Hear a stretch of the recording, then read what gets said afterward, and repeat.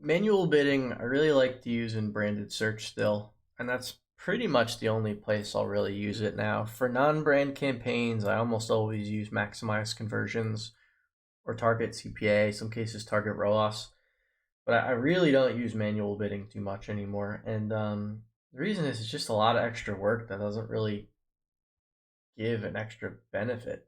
I've just found conversion bidding works way better all the time. So how we used to do it was, because you were bidding at the keyword level then. So your ad group structure, your campaign structure used to be a little bit different. Like we used to basically make a campaign per product and split the ad groups out depending on what landing pages we wanted to use, maybe more specific ad copy. That was the easier way to manage it. Now, conversion bidding just does such a good job leveraging the people side of bidding, right? So the information Google has collected on people and prior search history and whatever to determine who should see what ad. It's just better. It works better. So manual bidding, like I don't use very much anymore.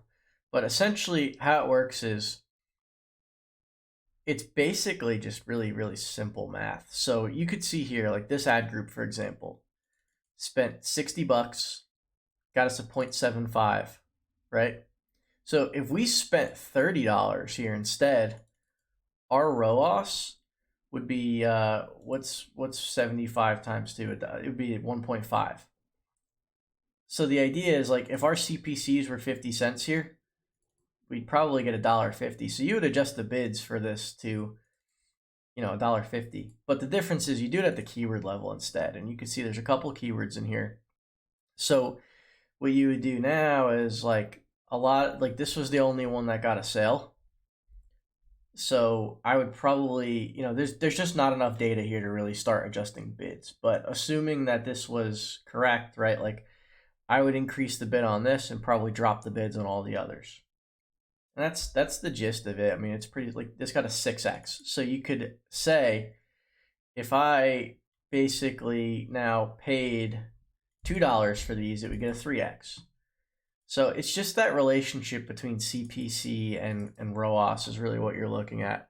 The higher your CPC, typically the lower the ROAS is, but higher CPCs get you more auction based on this rank stuff here.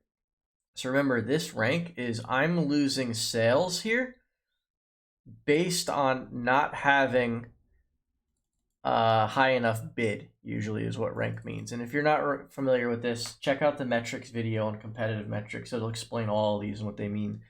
So with that being said, like I'm actually missing out on a lot of sales for this keyword because my CPC bid is too low. So the idea is technically I could double the ROAS here, or I'm sorry, double the CPC, and this is if we were manual bidding. I could double the CPC, so I'll put it like $2. I could get a 3x, but this will have potential to spend $15 instead of $7 for the period. Now, that's how manual bidding worked. The reason conversion bidding is great now is because we're not bidding just on the search terms. We're not bidding just on keywords like it used to be. There's so many more factors that go into this now. It's not just the search itself. It's not just the words, the literal words, but it's the people behind the words now too. You can kind of get into that by adding like observation audiences and bid adjusting, and I'll talk about that a bit in another course with more advanced techniques, but it's just a lot of extra work that really just isn't better. I'm finding conversion bidding is just consistently a much better way to approach this, and that's pretty much what everyone uses now.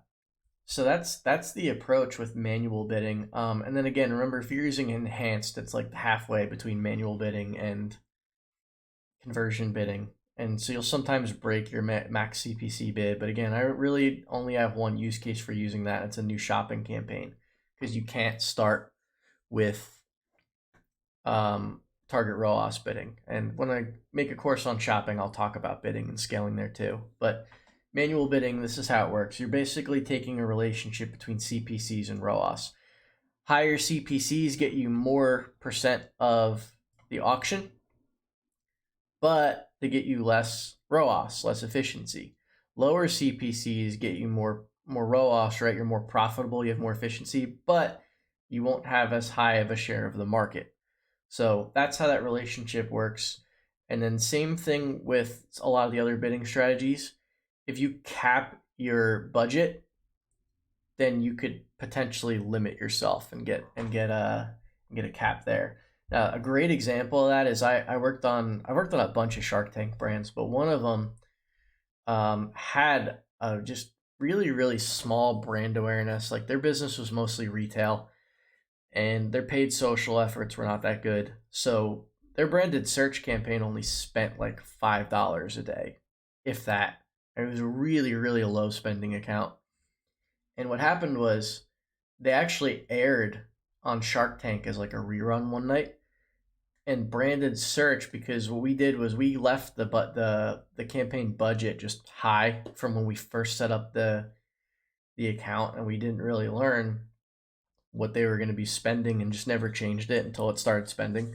So like default, we used to just set them at $100 and drop them, because how it worked with manual bidding, it just wouldn't spend the budget. It didn't matter. But these guys aired on TV.